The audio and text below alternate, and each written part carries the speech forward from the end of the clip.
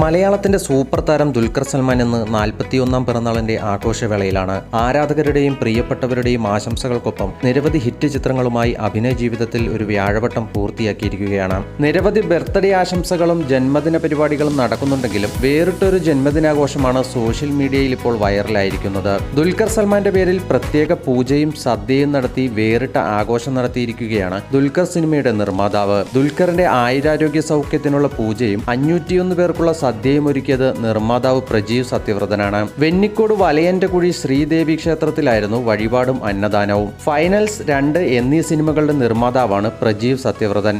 ഇതിന്റെ ഫോട്ടോയും വീഡിയോയുമെല്ലാം സോഷ്യൽ മീഡിയയിൽ ഇതിനോടകം നിരവധി പേർ ഏറ്റെടുത്തു കഴിഞ്ഞു. പ്രജീവ മൂവീസിന്റെ ബാനറിൽ പുതിയതായി നിർമ്മിക്കുന്ന ഗ്യാങ്സ് ഓഫ് സുകുമാരക്കുറുപ്പ് റിലീസിന് തയ്യാറെടുക്കുകയാണ്. ഷെബി ചൌഘട്ട് സംവിധാനം ചെയ്യുന്ന ഈ ചിത്രത്തിൽ ദുൽഖർ സൽമാൻ നായകനായ കുറുപ്പ് എന്ന സിനിമയുമായി ബന്ധപ്പെട്ട് ചില രംഗങ്ങളുണ്ട്. കൂടാതെ ദുൽഖർ സൽമാനെ കുറിച്ചൊരു ഗാനവും ഒരുക്കിയിരിക്കുന്നുവെന്നതും ശ്രദ്ധേയമാണ്. BK ഹരിനാരായണൻ, മെജോ ജോസഫ് ടീമിന്റേതാണ് വ്യത്യസ്തമായ ഈ ഗാനം.